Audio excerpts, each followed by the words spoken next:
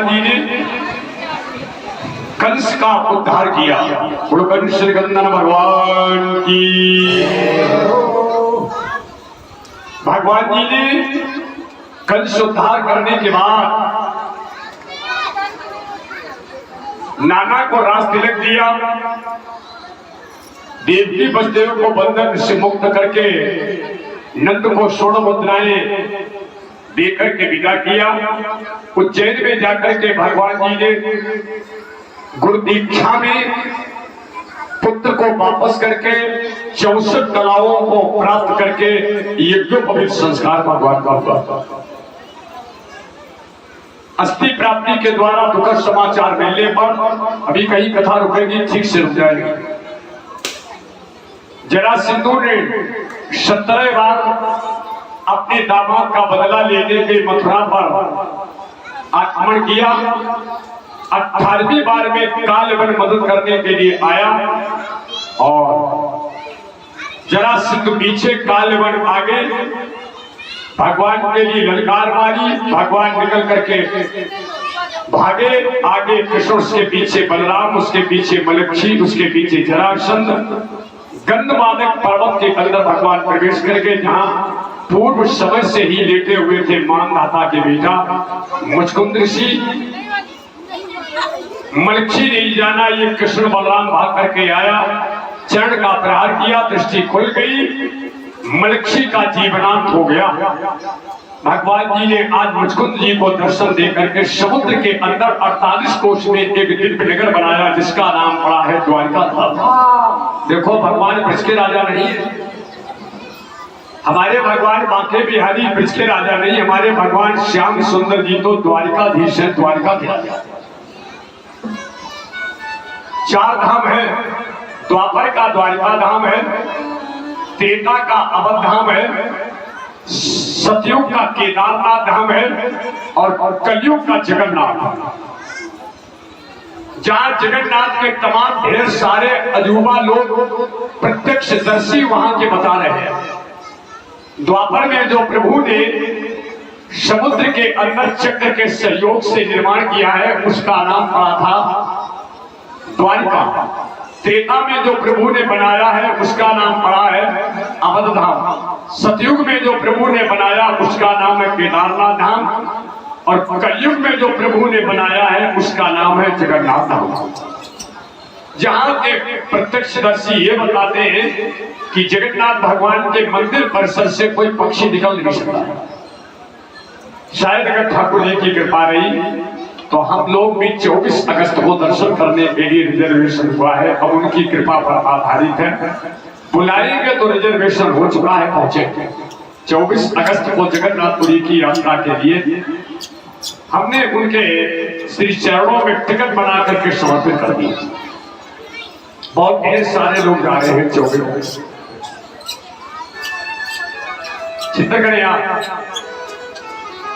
इसके पहले हम लोग विचार अभी कर रहे हैं, परसों इस पर मोहर लगे कि 84 कोष की परिक्रमा की जाए।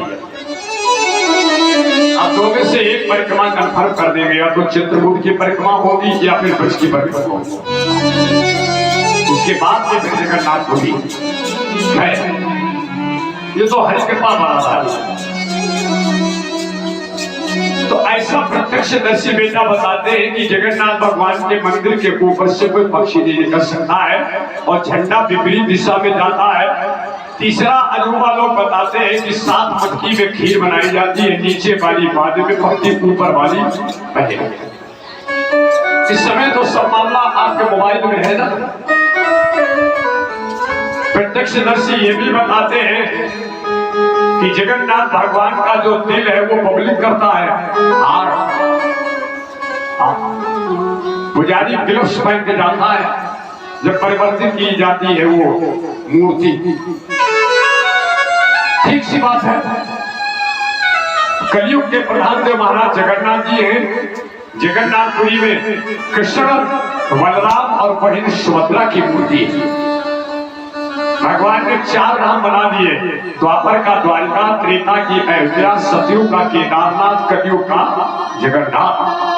भगवान जी ने गोवंत या धौलागिरी पर्वत से मारी छलांग और भगवान जी द्वारिका में पहुंच गए। आज भगवान का एक नाम पड़ा है, बोलो द्वारिकाधीश भगवान की। इस कथा में आप लोगों ने अपने जीवन में उतारने का क्या प्रयास किया, समझो आप। धन्य है भगवान कृष्ण तुम्हारा त्याग, जिसके मातारी बाप जेल में पड़े हो, जिसके भाइयों की डिडबाडी पड़ी हो, ना तो अपनी मातारी को देखा ना अपने भाइयों को देखा। जगत के बेटा दीनहीन लोगों के आंसू पोंछने के लिए परमात्मा ने भौतिक सुख सुविधा को त्याग करके और परमात्मा वृंदावन की ओर बढ़ा। हमें खबर मिल जाए कि मेरा नाती बीमार है तो मैं कथा बंद कर दूंगा, लेकिन धन्य हमारे श्री यादवेंद्र सरकार, जिनके महतारी बाप जेल में है, भाइयों की डिडबाडी पड़ी है, ना अपने माँ बाप को देखा ना भाइयों को देखा। हमारे दीनहीन गरीबों के आंसुओं को पोंछने के लिए भगवान आज बिना सिले कपड़े पहने हैं, पैर में पादुका भी नहीं है, नंगा पैर मेरा सामरिया आज मथुरा की जेल से सूप के द्वारा गोकुल में आया और गोकुल से अपने गरीबों के आंसू पोंछने के लिए मेरा प्रभु वृंदावन आया। समझो बेटा, उन हमारे बंसी वाले ने महतारी बाप छोड़ दिए हमारे तुम्हारे लिए, और हम इतने बुज़दिल हैं जो उनकी कथा सुनने के लिए मैं घर नहीं छोड़ सकता,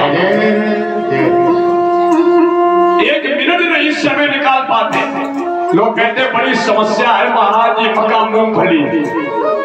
हमने कहा कृष्ण भगवान की कथा समझो, जिसके महतारी बाप जेल में पड़े हो, भाइयों की लहासे पड़ी हो, इससे बड़ी जगत में समस्या मूंगफली मक्का नहीं हो सकती। हाँ, कथा नहीं सुनना है, कथा के आदर्श को अपने जीवन में उतार करके एक कदम रखने का संकल्प करना है, पीछे नहीं मुड़ा। श्री कृष्ण वंदे जगत गुरु।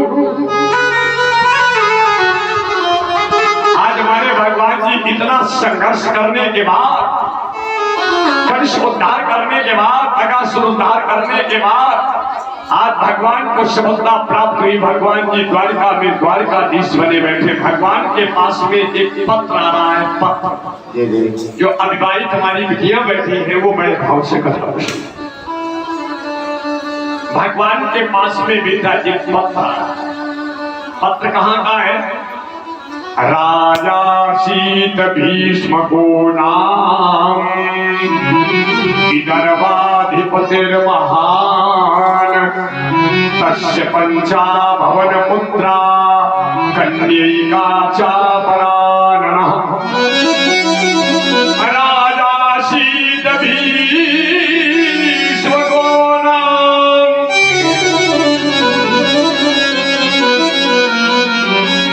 भीष्मक नाम का राजा था। ये भीष्मक नाम का राजा विदर्भ देश का था। विदर्भ देश, विदर्भ देश को प्रेजेंट समय में नागपुर कहते। नागपुर का रहने वाला राजा भीष्मक।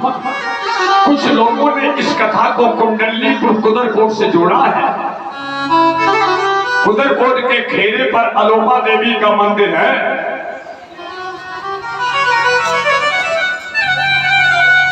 लेकिन आज की स्थिति मिश्रा जी ने बताई बड़ी गंभीर है।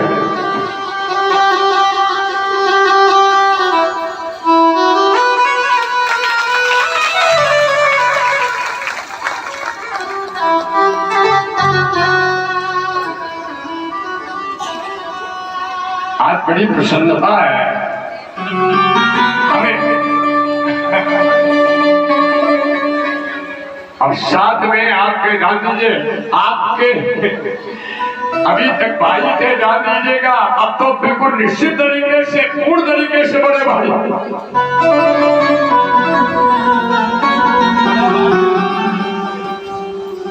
क्योंकि आपने दीक्षा बहुत पहले ली।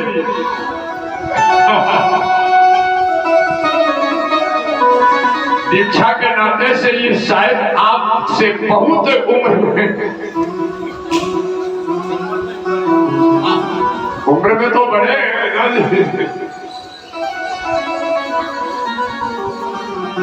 बड़े भाव में आप बेटा बहुत आनंद बरसेगा। राजा भीष्म की पत्नी का नाम शुद्धमती है। राजा भीष्म के भवन में 10 बच्चा भवन पुत्रा। भीष्म के घर में 5 बेटा हैं। रुकुमरागज, रुकुम रथ, रुकुम बाहु, रुकुम केश, रुकुम माली। सर्वोत्तम प्रस्तुति सुनने बेटा। सौभाग्यवती माताएं हमारी भगवान को अपना श्रृंगार समर्पित करके अपने पति की दीर्घ कामना के लिए व्यासपीठ से मां भगवती गंगा की ओर से दीर्घ सुहाग को दीर्घ जीवी बनाने के लिए मैं भगवती गंगा से निवेदन करता हूँ। जैसे माता सीता को आपने अहिबात अमर रखने के लिए वरदान दिया था, मैं केवल माध्यम बन गया हूँ भगवती गंगा की तरफ से हमारी सब सौभाग्यवती माताओं का सिंदूर सदा सदा के लिए ध्यान दीजिएगा अखंड हो। राजा भीष्म के भवन में 5 बेटा हैं। भाइयों की सोनी कलाई में राखी बांधने के लिए बहन नहीं थी। 5 भाई आज करुण कन्नर करने लगे। संयोग बस नारद जी पहुंच गए। नारद जी ने कहा राजा भीष्म तुम्हारे 5 बेटा हैं, बड़े का नाम रुकुम है, कोई लड़की नहीं है, भगवान शिव जी के प्रदोष के व्रत को करें। ये भगवान श्री नारद जी ने राजा भीष्म की पत्नी शुद्धमती से कहा भगवान शिव जी का प्रदोष करो। प्रदोष जब आप प्रदोष का व्रत करेंगे तो आपको निश्चित ही 5 बच्चों के बीच में एक संस्कारी कन्या प्राप्त हो जाएगी। राजा भीष्म की पत्नी शुद्धमती ने शिवार्चन किया। उस शिवार्चन के प्रभाव से इनके घर में एक दिव्य प्रतिभा रूपी कन्या ने जन्म लिया है। हस्तरेखाओं को देख करके नारद जी ने जैसे पार्वती का विवेचन किया। नारद ने कहा राजा भीष्म तुम्हारी पत्नी ने भगवान शिव जी का शिवार्चन किया है, तो शिव जी के शिवार्चन करने से तुम्हारे आंगन में जो ये लड़की आई है ये कोई साधारण लड़की नहीं है। जगदम्बा का अवतरी शोपुर वर्ण जाए।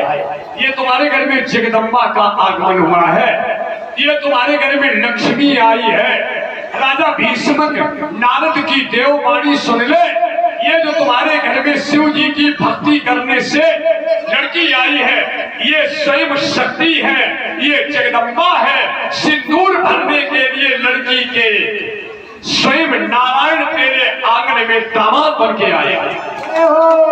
राजा भीष्म इस जगदम्बा के सुहाग को भरने के लिए नारायण वैकुंठ छोड़ करके तेरे उधर कोट आएगा। लड़की सयानी हुई, गृहस्थी का कार्य कर देती थी। बचे हुए समय में हाथ में थाली लेकर के अलोपा देवी के मंदिर में जाती थी। अब बेटा हमारी बात समझो, किसी किसी को कैलेंडर में भी भगवान दिखाई पड़ता है और किसी किसी को भगवान में भी कैलेंडर दिखाई पड़ता है। कोई कहता ये देखो कैलेंडर कितना बढ़िया है, और कोई कहता कैलेंडर नहीं बढ़िया, देखो इसमें भगवान की झांकी कितनी अच्छी है। ये मैं लड़की का चित्रण नहीं कर रहा हूं, बात समझे। लड़की के आचरण का मैं यहां पर चिंतन कर रहा हूं। अब वो कितनी आदर्श लड़की होगी जो लड़की अपना गृहस्थी का समयानुकूल कार्य करने के बाद अपने हाथ में थाली लेकर के और जगदम्बा अलोपा जी के मंदिर में जाती थी। एक दिन रुक्मिणी हाथ में थाली लेकर के अपने पिता के सामने देवी पूजन करने के लिए निकली। अभी भागवत के श्लोक हो गए, ये नहीं केवल हिंदी। राजा भीष्म ने जिस समय उस लड़की को हाथ में थाली लेकर जाते हुए देखा, राजा भीष्म ने पूछा अपने बड़े बेटा रुकुम से, बेटा ये लड़की कौन है? पिताजी आपको नहीं मालूम है, ये मेरी बहन आपकी लड़की है। तो क्या तुमने इसके अवस्था के अनुकूल पहनोई तलाशा? आपके कहने के पहले मैंने तलाशा, नजर नहीं आया। आया तो केवल एक मेरा साला चंदेरी का राजा शिशुपाल। शिशुपाल तो बेटा तुम्हारा साला है। क्या साले को अपनी बहन सौंप दोगे? सावधान पिताजी, 5 वर्ष तक बच्चे पर अधिकार मां का रहता है, 10 साल तक बच्चे पर अधिकार पिता का रहता है। 16 वर्ष का जब बेटा हो जाए तब पिता को पुत्र के साथ मित्र या भाई जैसा व्यवहार करना चाहिए। पिताजी हमारी बात को सुन लो और अपनी अवस्था को ध्यान में रख करके हमारी बात को समझो। अगर अपनी बहन का संबंध करेंगे तो फिर उसी दंतपक्ष विदुरथ के भाई शिशुपाल के साथ रहेंगे। राजा भीष्मक ने कहा, अब विचार करें आप, अब यहां पर पुत्र पिता के लिए सांप सिंह चुनौती बना है। कहीं कहीं पर महतारी बाप के लिए बेटा और बेटी चुनौती बनकर के बेटा खड़ी हो गई। समाज में अस्तित्व ही खत्म कर दिया। अब सावधान पिताजी, अगर शादी करेंगे अपनी रुक्मिणी बहन की तो शिशुपाल गुप्तचरों को भेज करके जो अपनी लौकिक परंपरा होती उसका निर्वाह कर दिया। राजा भीष्मक अपने भवन में रोने लगा। जिस समय रुक्मिणी मंदिर से पूजा करके वापस आई, अपने वृद्ध पिता को सिसकियां भरते देखा। पिताजी, जब मैं पूजा करने के लिए जाती थी तो क्या तुम्हें हमारे चरित्र पर कोई दोष है जो आज आप आंगन में सिसकी भर के रो रहे हो? बेटा, हमें तुम्हारे मंदिर में पूजा करने पर कोई दोष नहीं दिखता है, लेकिन हम जैसे बाप को समाज में जीने का अधिकार नहीं है। तुम्हारे भैया ने साले के तिलक चढ़ा करके और जन्माशय में बुलाने की तैयारियां कर दी है। बेटा, अगर किसी साले ने तुम्हारे सिंदूर भर दिया तो हमारी हिंदू परिवार की वैदिक संस्कृति सदा सदा के लिए समाप्त हो जाएगी। बेटा, अगर मेरे खून से तुम पैदा हो तो ये बाप बेटा आप तुम्हारे हाथों को देख रहा है। तुम चाहे तो अपने बाप की मर्यादा अपने भैया के साले के हाथों से बचा देना। लड़की के नेत्र से आंसू गिरने लगे। पिताजी, अगर तुम्हारे खून से ये लड़की पैदा है और भैया कहता है कि अपनी बहन की शादी साले से करेंगे, वैसे तो लड़की जब तक कुंवारी रहती है तब तक माँ बाप के पराधीनता की जंजीरों में जकड़ी होती है। इस समय हम कुंवारी हैं, भाई और बाप की पराधीनता की जंजीरों में बंधी हैं, लेकिन फिर भी पिताजी रोना बंद कर दो। जब मेरे भैया का साला सिंदूर भरने के लिए हमारी क्षत्रिय परिवार की मर्यादा तोड़ने के लिए हाथ बढ़ाएगा, अगर तेरे खून से ये लड़की पैदा है तो पिताजी अब मैं संकल्प करती हूँ, मंडप के नीचे कन्यादान नहीं होगा, अब पिता के लिए लड़की का प्राणदान होगा। अब कन्यादान नहीं होगा। अगर मेरा बाप रो रहा है, पिताजी साले के साथ में नहीं जाऊंगी, मौत को शहजादी बनाऊंगी। पिताजी, ये दर्द मेरी उस गरीब बिटिया से पूछो जिसने बाप की मुसीबत में हाई स्कूल किया है। ये दर्द मेरे बाप से पूछो जिसने मुसीबत में अपनी बिटिया के हाथ भी लेकर के कन्यादान किया। ये दर्द मेरी उस बिटिया से पूछो जिसने अपने बाप की अर्थी पर अपना हाथ रखा। भाई, अब कुछ पूछो नहीं। बेटा एक गुण तारता है, सदाचारी बिटिया 2 गुण तारती है। मैं बेटा का विरोध नहीं करता हूँ। लड़की को कितना भी ससुराल में सुख हो, खबर मिल जाए माँ बाप को तकलीफ है, सुखों को त्याग करके टूटी झोपड़ी याद आती है। पिताजी, तुम्हें मेरे प्राण की कसम है, तुम रो नहीं। मेरे भाई,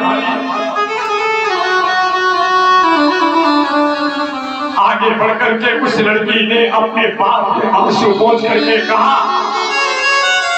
जब मेरे भाई का साला सिंदूर भरने के लिए हाथ बढ़ाएगा, पिताजी तुम्हारी इज्जत बचाने के लिए मंडप के नीचे हम अपने प्राण छोड़ दूंगी, केवल एक भीख मांगती पिताजी, जब मेरे प्राण निकल जाए, जब मेरी अर्थी निकालना, गोली नहीं निकलेगी अर्थी, जब मेरी अर्थी निकालना तो कंधा लगा करके 5 कदम मेरी विदाई करनी,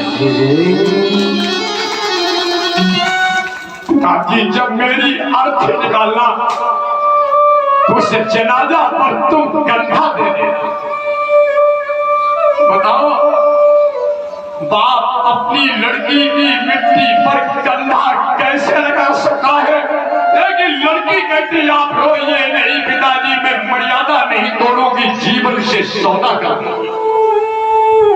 ये बेटा रुक्मिणी की कथा नहीं, ये कथा हमारी आदर्श गरीब परिवार की जो बहनें बैठी हैं, जिन्होंने माँ बाप की परिस्थितियों में खेत खलियान में कंधा लगा करके लौनी करके पसीना बहाया, ऐसी ऐसी बिटियां बैठी हैं जिन्होंने अपने भैया के साथ में लौनी करके और अपने माँ बाप की मर्यादा मेरे भाई, बेटा मैं अपनी जिंदगी के उस वक्त को याद कर लेता हूँ, झूठ नहीं करता, जब हमारे जवान बाप की अर्थी पर हमारी 2 कुंवारी बहनें रो रही थी, हमारी यही बहनें, उनसे पूछो, मैं गंगा जी पर नहीं झूठ बोल, भैया अब क्या होगा, ये पिताजी जा रहे हैं, 40 वर्ष का जवान बाप वाला, भैया अब क्या होगा, नाम नहीं आता। तो हमारी बहनें हम भाइयों को गले से लगा के, भैया अब हमारी, क्योंकि लोग ये कहते हैं कि जवान लड़कियां ना होती तो बाप नहीं मानता, क्या गोविंद तेरी हिम्मत बड़ी है। सुनो, रुक्मिणी अपने बाप के आंसू पहुंच करके घर में कथा पांडाल आज कितना, अब कुछ बेटा पूछो, हम तो आपके बीच में 30-32 साल से जुड़े हुए हैं। वो भी दिन मैंने इस घाट पर देखा था जब अपने जवान बेटा की अर्थी जलाने के बाद हमने कथा करी थी, कार्यक्रम को मैंने बंद नहीं होते, हमने कहा ये तो सब जीवन की, इसमें मेरे गोविंद और मेरे भगवान का कोई दोष नहीं, दोष तो मेरा है। हाँ बिल्कुल साफ सिंगार से गंगा की गोदी में बैठ करके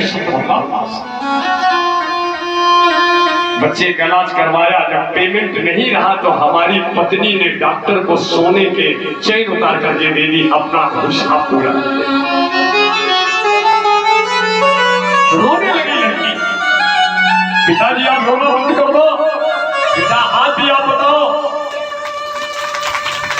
अगर हमारी बिटिया के सामने बाप और भैया रो दे तो लड़की का कलेजा बढ़ जाएगा।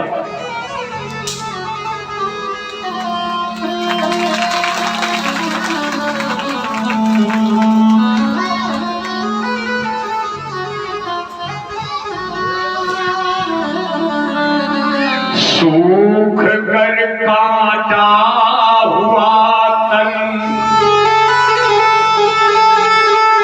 साहित्य के हमारे बीच में मर्मक लोग बैठे, वो सब भावुक होकर के कथा सुन रहे हैं। लड़की का दृश्य बेटा, सूख कर काटा हुआ तन, पिताजी आप रो रहे, पिताजी रो नहीं तो मैं तुम्हारे खुद में कलंक नहीं लगाने दूंगी। सूख कर काटा हुआ तन, बिगल बेहाल मन, ये बाल बिखरे शुष्क थे, मुरझा हुआ था विधु बदन।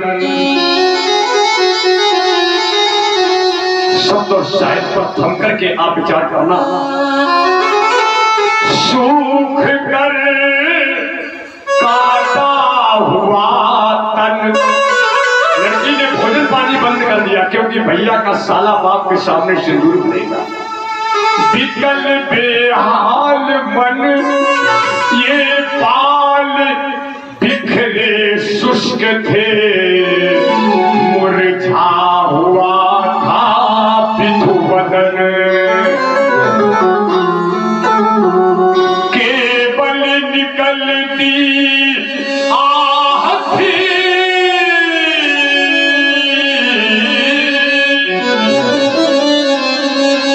केवल निकलती आहट थी, आंख आंसू से भरी, केवल निकलती आहट थी, आंख आंसू से भरी, ये बसन अस्त व्यस्त थे, थी दुख लगा पूरी हरी।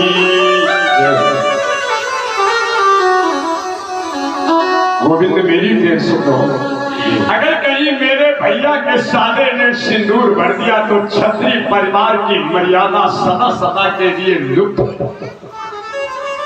ठाकुर परिवार कलंकी परिवार हो जाएगा।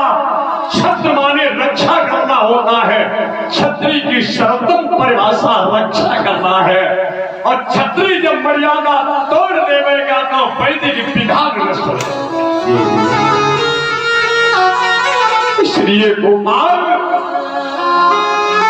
ये सिंह का त्रास, ये सिंह का भोजन अगर सियार ले गया तो परमात्मा तेरे भक्त वत्सल नाम पर कालिमा करेगी। ये सिंह का भोजन अगर कहीं सिरौआ ले गया, इसलिए प्रभु मेरी करुणा की कहानी सुन लेना। पकड़ लो देव, पकड़ लो हाथ बने भारी, पकड़ लो हाथ बने भारी, नहीं तो डूब जाएंगे। पकड़ लो हाथ बने भारी, नहीं तो डूब जाएगी। पकड़ लो हाथ बने भारी, नहीं तो डूब जाएगी। पकड़ लो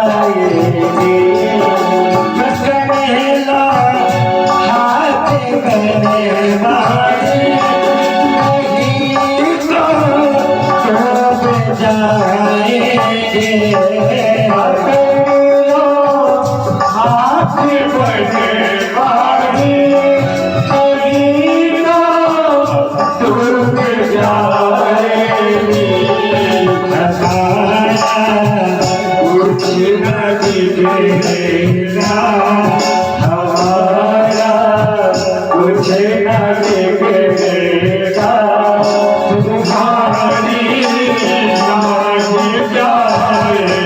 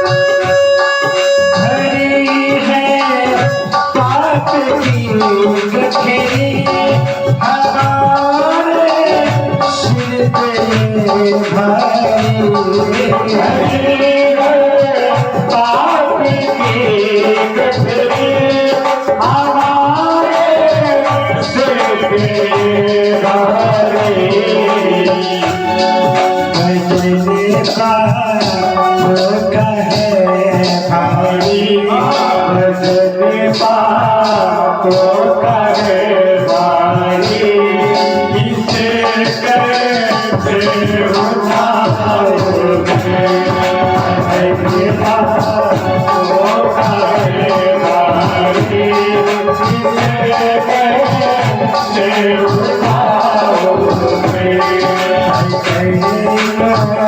हाथ बजवाने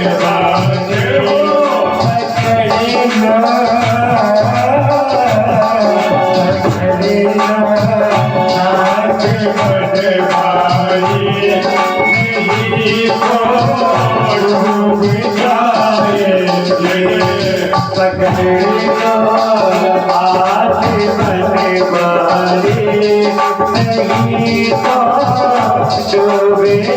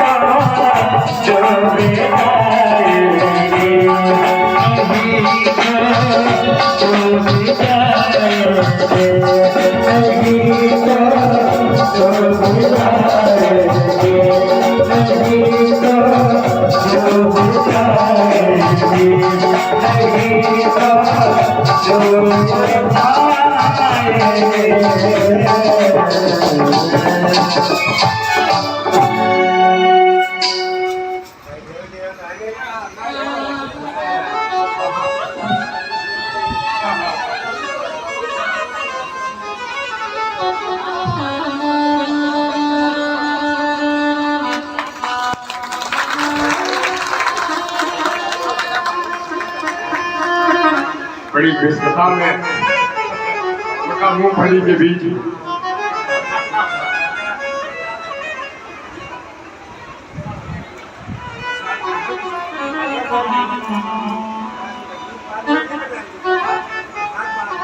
प्रसाद दे दीजिए।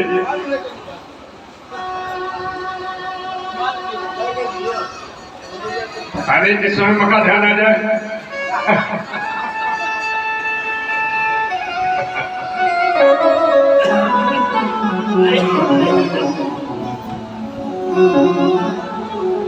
रुक्मिणी ने भगवान के लिए एक प्रेम पत्र लिखा।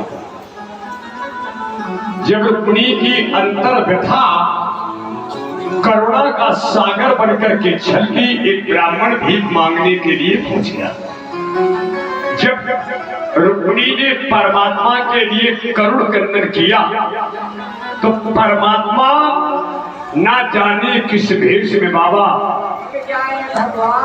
उसी समय ब्राह्मण भिक्षा के निमित्त पहुंच गया। रुक्मिणी ने यथोचित प्रणाम के बाद में अपनी अंतर व्यथा एक पत्र में लिखी।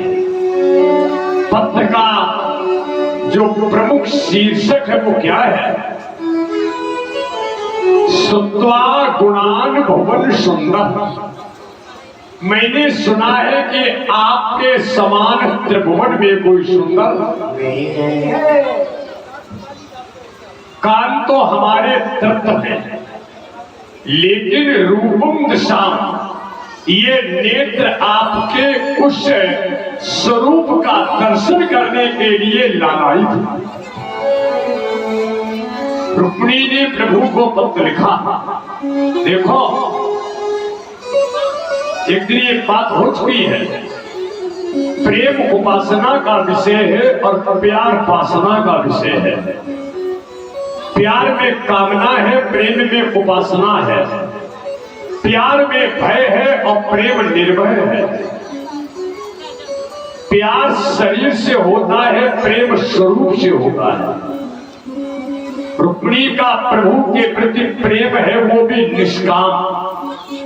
जहां पर कामना है तो वो प्रेम की जगह पर प्यार बन जाता है। रुक्मिणी का प्रभु से निष्काम प्रेम है। प्रेम शब्द और अक्षर की सीमा से परे होता है। शब्द और अक्षर की सीमा से जो परे है उसे प्रेम कहते हैं। प्रेम हृदय की चीज है, अमुक कुहल अनमोल, और कथनी में आमद नहीं सके न कोई दौड़। प्रेम पंथ अति ही कठिन, जैसे पेड़ खजूर, चढ़े तो चाखे प्रेम रस, गिरे तो चकना। प्रेम जब अनंत हो गया तब रोम रोम संत हो गया। प्रेम जब अनंत हो गया तब रोम रोम संत हो गया। दीवाना बन गया बदन, वो दीवाना बन गया बदन, संत ही महंत हो गया। प्रेम जब अनंत हो गया तब रोम रोम संत हो गया। गाना तो सब लोग जानते, मैं भी भैया गा देता हूँ। ये तो प्रेम की बातें है कूदो, और बंदगी इतनी सस्ती।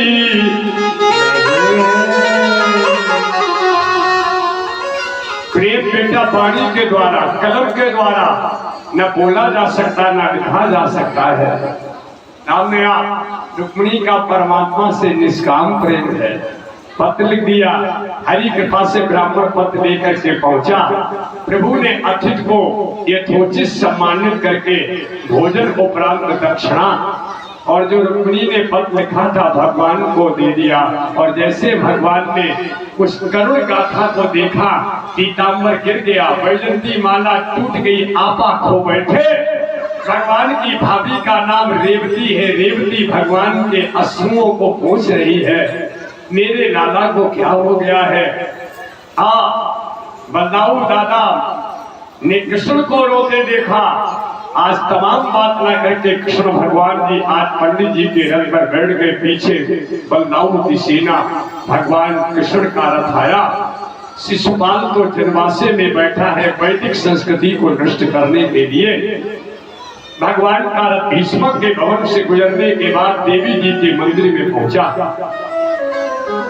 जहां पर रुक्मिणी अपनी भारतीयता को बचाने के लिए जगदम्बा के भवन में पूजा कर रही है। देवी व विमुखा गौरी रुद्राणी गिरिजा सती पूजन किया है देवी का, लेकिन देवी की मूर्ति में दर्शन कर रही थी गोविंदा गमनम न। प्रतिमा तो रखी थी देवी जी की, लेकिन देवी की मूर्ति में उसे गोविंद दिखाई पड़ रहा। कितने भक्त भाव होंगे। ये साधक की साधना की अंतिम पराकाष्ठा है। देवी की प्रतिमा में उसे गोविंद दिखाई पड़ रहा था। गोविंदा गमनम न, गोविंद के आगमन की बेसब्री से प्रतीक्षा।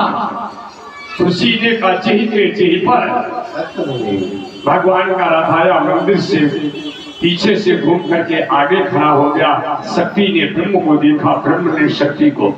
मनु जाहि नाचे मिलई सोबरु सहज सुंदर सावरो, करुणा निधान सुजान शील स्नेह जानत रावरो।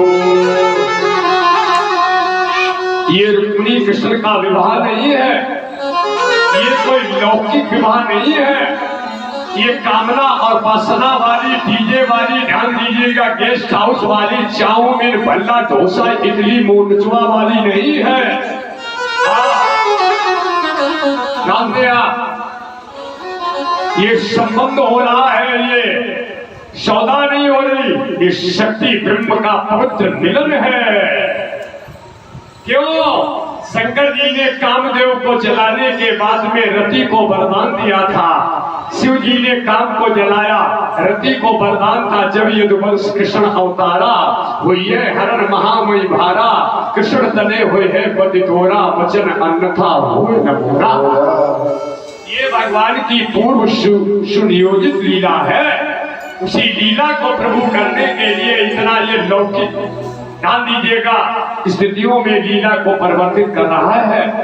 आज शक्ति ब्रह्म मिल गया, भगवान ने इशारा किया, शक्ति रथ पर बैठ गई, ब्रह्म ड्राइवर बन गया, रथ चला। भगवान ने शंख ध्वनि कर दी। शंख की आवाज सुनकर के शिशुपाल की सेना आ रही है। सखियां दौड़ करके गई, रुक्मिणी का भाई आ रहा है। थोड़ा रथ आगे बढ़ पाया, रुक्मिणी का भाई रस्सी पकड़ करके मार्ग अवरुद्ध करने के लिए खड़ा हो गया। पीछे सेना ललकार मार रही थी। बलदाऊ दादा कहने लगे, ब्रजभूषण श्याम, रुक्मिणी को ले जाते समय मार्ग में ये अवरोधक बन रहा है। अगर तुम्हारी इच्छा हो तो हल से खींचे, 2 मिनट में काम तमाम कर दे। रुक्मिणी कहने लगी, प्लीज हाथ मत चला देना। ये जो रथ को पकड़े खड़ा है, मार्ग अवरुद्ध किए है, ये मेरा भाई है। भाई, ये जो रास्ता रोके है, ये मेरा भाई है। भाई, कृष्ण भगवान कह लगे, बड़े भैया अगर रुक्मिणी का भाई है तो फिर अपना साला है साला। ये बात बुढ़ापा में बड़ा तुम दिल से बोले, साले की बात बड़ा दिल से प्यार से बोले। बहुत आनंद आ गया एकदम। अच्छा, तुम्हारे साले हैं? है साले। सारी? साली भी है। सराज? सराज भी है।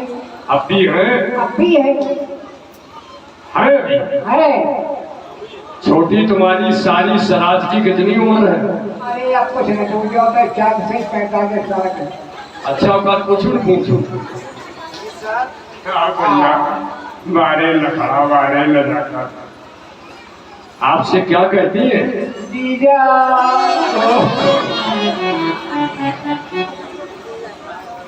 जरा उस जो जीजा कहती है उसका टेस्ट बता सकते हो कैसा है? टेस्ट तो इतना अच्छा है कि तुमने फिर कहीं नहीं किया। क्या बात है भाई डियर, तुम्हारे चेहरा पे नूर।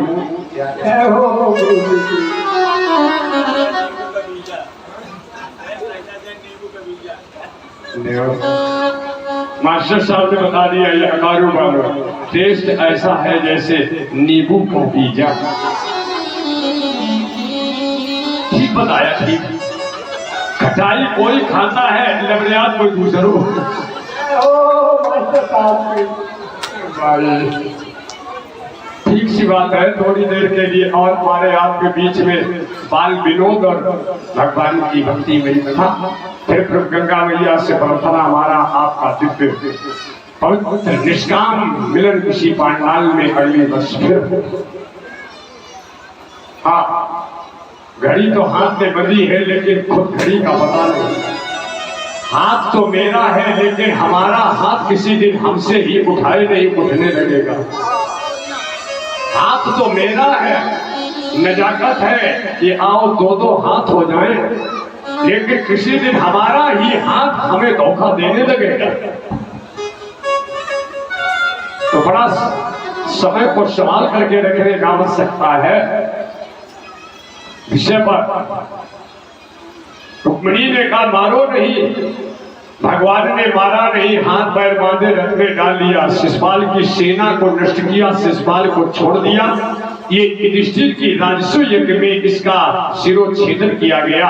जब ब्रजवल्लभ बिहारी पद पर पदासीन थे तब ये गालियां देता था या मिट्टी के डेला फेंकता था, तब भगवान श्री केशव ने उस शिशुपाल का चक्र के द्वारा शिरोच्छेदन किया था। यहाँ तो मार्ग में अवरुद्ध किया था इनकी सेना ने, सेना का जीवनांत किया। वहां पर एक नगर बसा, उसका नाम पड़ा है भोज। वहीं पर रुक्मिणी के भाई के हाथ छोड़ करके रहने को जगह दे दी और भगवान रुक्मिणी को अपनी द्वारका ले गए। ये भगवान का पहला संबंध हुआ है। बोलो दूल्हा वेश भगवान की। केवल एक लाइन है भगवान के लिए।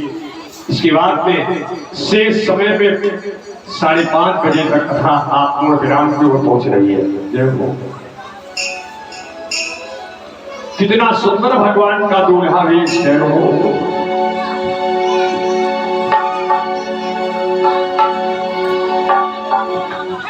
हरिया मेरी सखियों मुझे मेहंदी लगा दो, हर मेहंदी लगा दो, मुझे सुंदर सजा दो, मुझे श्याम सुंदर की दुल्हन बना दो, मुझे श्याम सुंदर की दुल्हन बना दो, मुझे श्याम सुंदर की दुल्हन बना दो। आओ मेरी सखियों मुझे मेहंदी लगा दो, मेहंदी लगा दो, मुझे सुंदर सजा दो, मुझे श्याम सुंदर की दुल्हन बना दो, मुझे श्याम सुंदर की दुल्हन बना दो।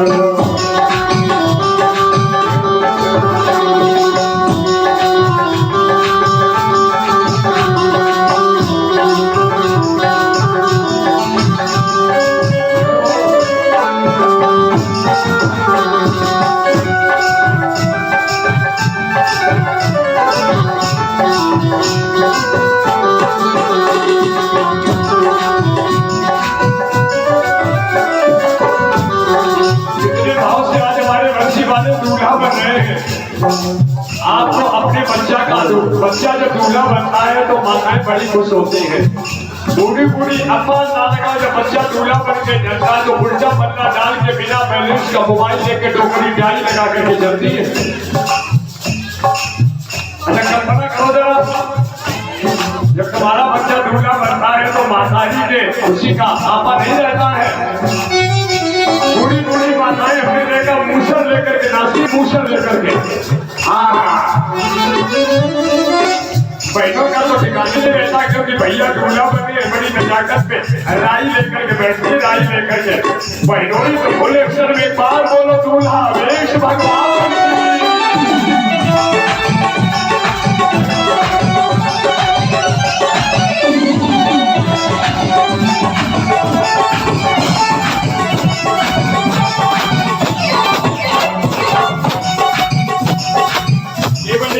हमारे भगवान बेटा दूल्हा बने, बड़ी खुशी में ताली बजा लो।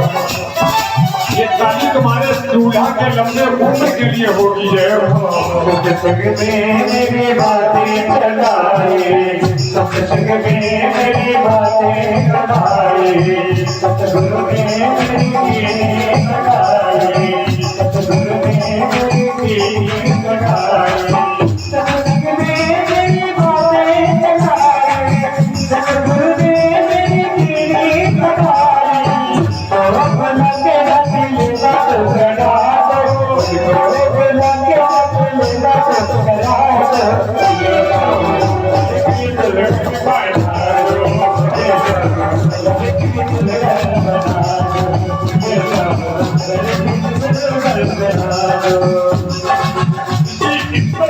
ये भदौरिया है गांधी जी चाहे राम अध्यापक है, बच्चा वर्तमान प्रेजेंट में जज है, प्रेजेंट में जिनका बच्चा भी यहाँ पर मौजूद है, बहू भी मौजूद है। भगवान की खुशी में कितनी ताली बजा करके आनंद ले रहे हैं।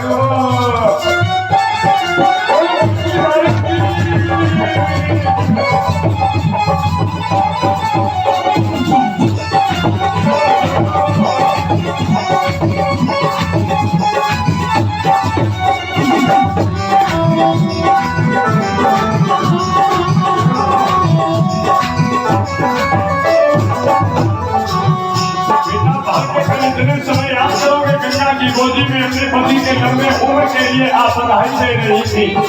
इतने समय आपको निश्चित याद आएगा कि कल भगवान की गोदी में बैठ करके ताली बजा करके अपने लंबे परिवार की कामना हो रही थी। बोलो बेटा अपनी हरी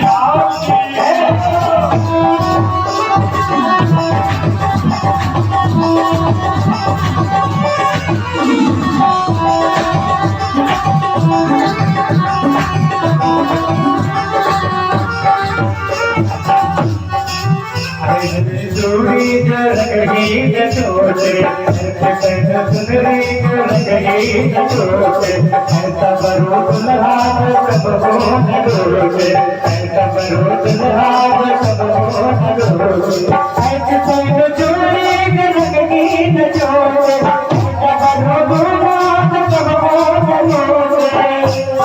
अटल सुहाग की बिटिया लगा दो, अटल सुहाग की बिटिया लगा दो,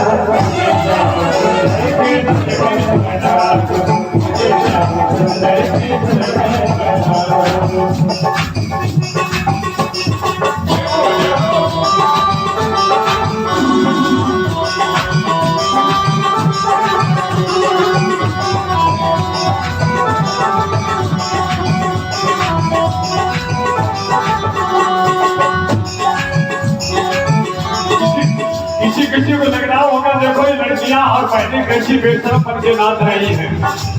कोई नाचता है काम के लिए, कोई नाचता है काम के लिए, कोई नाचता है गेस्ट हाउस में काम पसना के लिए, और किस्मत वाले नाचते हैं गंगा मैया के धाम में अपने श्री घनश्याम के लिए।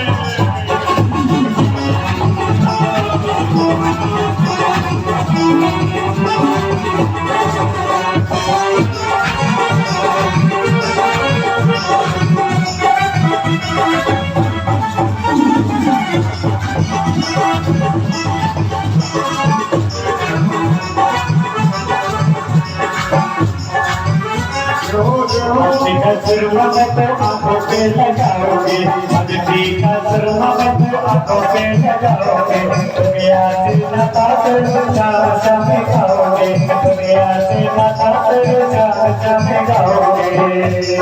सतगुरु बुला के मेरे तेरे को गला दो, सतगुरु बुला के मेरे तेरे को गला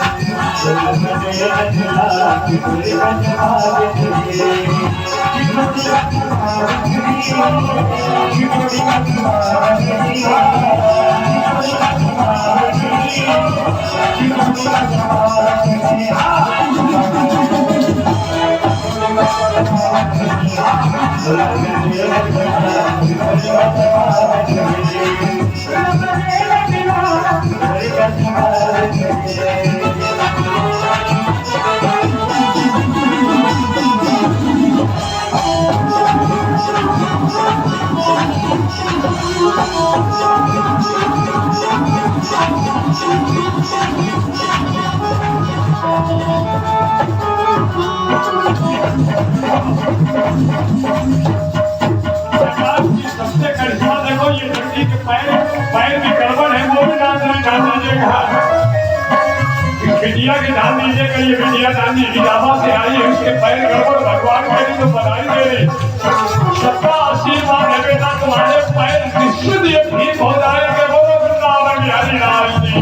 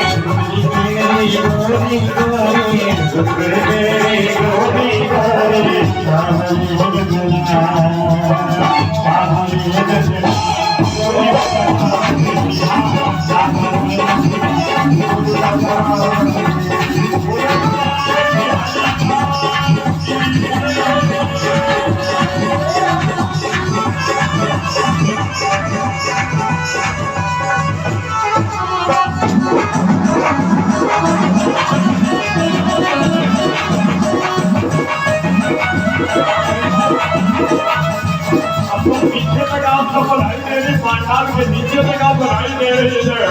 सब लोग आपको धर दीजिए, इतनी बधाई शादी है। बोलो वृंदावन बिहारी लाल जी।